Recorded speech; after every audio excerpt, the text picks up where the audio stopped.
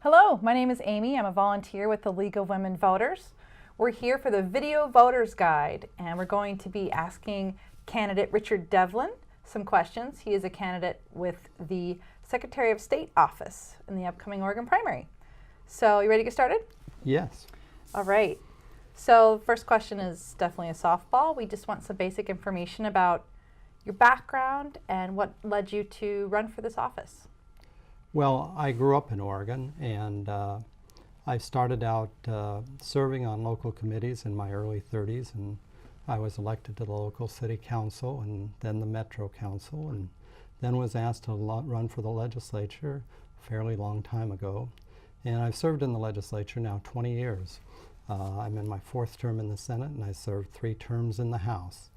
And in all that period of time, I've been dealing with issues that clearly relate to the role of the Secretary of State. I've served as both the Vice Chair and the minority on the Rules and Elections Committee for 4 years, and I've served as the Chair of the Rules and Elections Committee in the Senate when I was the Senate Majority Leader. And I've served over a decade on Ways and Means as the co-chair of Ways and Means the last 6 years. So audits are something that are very familiar with me. And in addition to that, I've served on 2 different audit committees as the co-chairs of those committees for the last 7 years approximately. Great. Thank you. What could you do as Secretary of State to ensure campaign contribution transparency to the public? Well, first of all, I think the question that you're asking is transparency.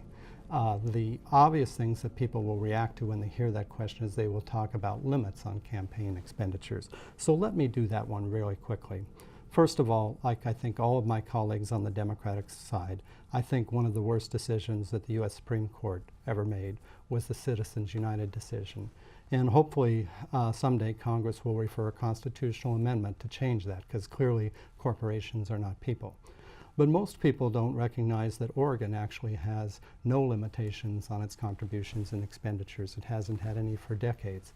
I was one of the last people to actually be under a period of campaign finance reform in the '96 election, and that was an interesting time. But the issue of transparency is a little bit different than the issue of limiting contributions. That issue is, does the public clearly have the ability to know where contributions are coming to a candidate, who is actually contributing? Oregon has one of the better systems in the United States for this. It is actually one of the most easily accessible systems. However, it has some difficulties, and I think that real difficulty is something the Secretary of State could deal with. I understand the system because all candidates utilize the system extensively. Most interest groups out there utilize the system extensively. Newspaper reporters utilize the system extensively, but it is not as user-friendly as, I can do searches on the system and find things that it would take an average person probably a few hours to figure out how to find this on the system. And I think there's some things that could be done. So if a person wanted to simply make some fairly direct queries, like who are the top 10 contributors to this candidate, that's something that could probably be put into the system. You probably would want this system, with this system clearly still accessible to the public, but you'd want the public to actually have another system where if they just wanted to ask general questions, who are the primary contributors to that candidate? How many individual contributors do they have? Like, how many individual contributors do they have under $100? Just some basic questions.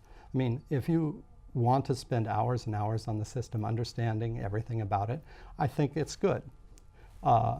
If you want to actually get very good at the system and start to be able to track expenditures from one interest group to another interest group to one candidate to another candidate, you can do that too. But I think actually making the system a little bit more user-friendly would be something very beneficial to the public. Great. Okay, let's move on. We have just a few more minutes. So the Secretary of State is also a member of the State Land Board. Can you explain what kinds of decisions the Land Board makes and how these impact Oregonians? Well, the State Land Board is one of the oldest institutions in the state that's existed since statehood. And it has a very important role. But sometimes people don't really understand the limits on that role. When we say State Land Board, people get the impression that the State Land Board is responsible for all state lands. That is not true. They're only responsible for those state lands under their control. Most of those are common school fund lands. Most of the lands that people think of in that area are the state common school forest lands and range lands. Now, at one time we had about 3.5 million acres of range lands and forest lands. Now we only have about roughly 780,000 acres, a little bit more than 1%, about 1.25% of all the state's land area. And the stewardship of that land is very important, obviously. And so I think that is an important role. Protecting the Common School Fund, which is not only to benefit school children today, but one of the underpinnings of that whole program is not to just benefit the generations today, but generations to come. So the stewardship and the fiduciary responsibilities for the Common School Fund are very important, even though that the Common School Fund actually makes up a tiny fraction of total school funding. Actually, less than about 0.5% of state and local funding comes from the Common School Fund. Thank you. Okay. So I do want to ask you, in your opinion, what are some of the most difficult decisions that the Secretary of State will face?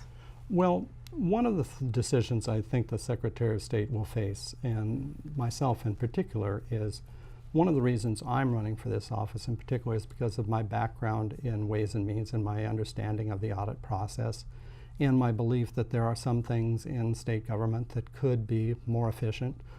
Some services could be offered more effectively. And in doing that, the Secretary of State is the chief auditor of the state. And we do fiscal audits, IT audits, information technology audits, and performance audits. But clearly there are going to be times in performance audits when you find things that are not particularly, that don't look that good. I mean, program isn't performing as people had hoped it would. Or a new investment the state isn't actually having the level of return that people had. And I think it's incumbent upon the Secretary of State in those situations to clearly identify when there is a problem. And some people are not going to like to have the problem identified. But the Secretary of State at its core is a good government position. That is really the purpose of the Secretary of State. And that as the chief auditor of public accounts, it's his or her responsibility to point out when dollars are not being spent wisely and when we're not getting the types of returns we would hope to get with those dollars. Okay. So I think that's going to be difficult sometimes because some people are not going to like the information. But it's the responsibility of the Secretary of State to be very factual and to present the information as actually it becomes apparent that if there is a problem. Well, thank you. Thank you. Appreciate your responses, and thank you to the viewers for watching. Again, this is the Video Voters Guide. And remember that the Oregon primary is on May 17th, and the final day to register to vote is April 26th. Thank you.